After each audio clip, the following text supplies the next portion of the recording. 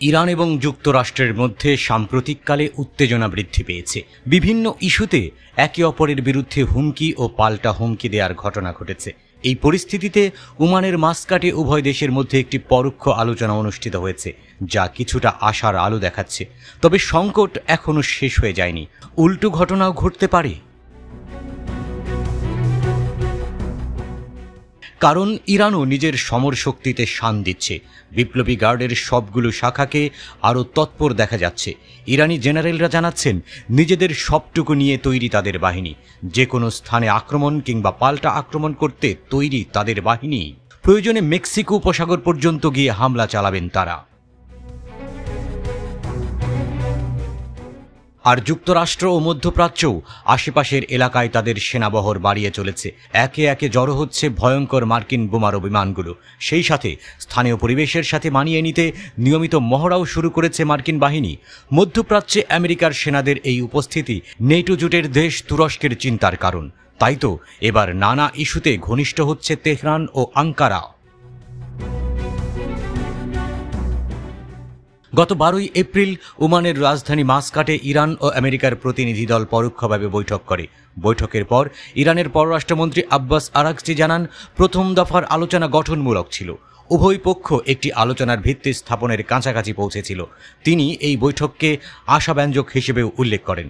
পরবর্তীতে ইরানের পররাষ্ট্র মন্ত্রণালয়ের মুখপাত্র ইসমাইল বাঘাই জানান, দ্বিতীয় দফা আলোচনা এপ্রিলের 19 তারিখে মাসকাটেই অনুষ্ঠিত হবে। এই আলোচনার প্রেক্ষাপটে ইরানের পররাষ্ট্রমন্ত্রী আব্বাস আরাগচি তুরস্কের পররাষ্ট্রমন্ত্রী হাকান ফিদানের সাথে ফোনে কথা বলেছেন। দ্বিপাক্ষিক সম্পর্ক ও আঞ্চলিক সর্বশেষ পরিস্থিতি নিয়ে তাদের মধ্যে আলোচনা হয়েছে। এছাড়াও মাসকাটে ইরান ও যুক্তরাষ্ট্রের মধ্যে অনুষ্ঠিত পরোক্ষ আলোচনা নিয়েও কথা বলেন তারা। আরাগচি মাসকাট আলোচনা নিয়ে তুরস্কের গঠনমূলক অবস্থানের প্রশংসা করেছেন। অন্যদিকে তুর্কি পররাষ্ট্রমন্ত্রী হাকান ফিদান ইরানকে জানান যে আঙ্কারা মাসকাট আলোচনাকে স্বাগত জানায় এবং সব ধরনের সহযোগিতা করতে তারা প্রস্তুত।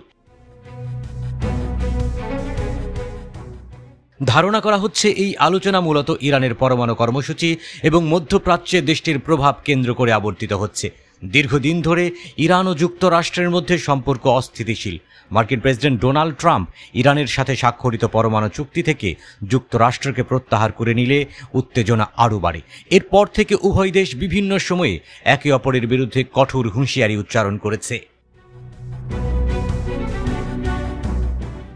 এই পরিস্থিতিতে ইরানের সর্বোচ্চ নেতা আয়াতুল্লাহ আলী খামেনির নীরবতা তাৎপর্যপূর্ণ বলে মনে করছেন বিশ্লেষকরা। যদিও বিভিন্ন ইস্যুতে তিনি প্রায়ই মুখ খোলেন, এই স্পর্শকাতর আলোচনা নিয়েও তিনি কথা বলেছেন। তবে তার নরম সুরে তার এই রকম নীরবতা আলোচনার ভবিষ্যৎ গতি প্রকৃতি নিয়ে জল্পনা আরও বাড়িয়েছে। তবে মাসকাটে অনুষ্ঠিত প্রথম দফার আলোচনা এবং তুরস্কের মতো আঞ্চলিক শক্তির সমর্থন ইরান ও যুক্তরাষ্ট্রের মধ্যে একটি কূটনৈতিক সমাধানের পথ খুলে দিতে পারে বলে আশা করা যাচ্ছে।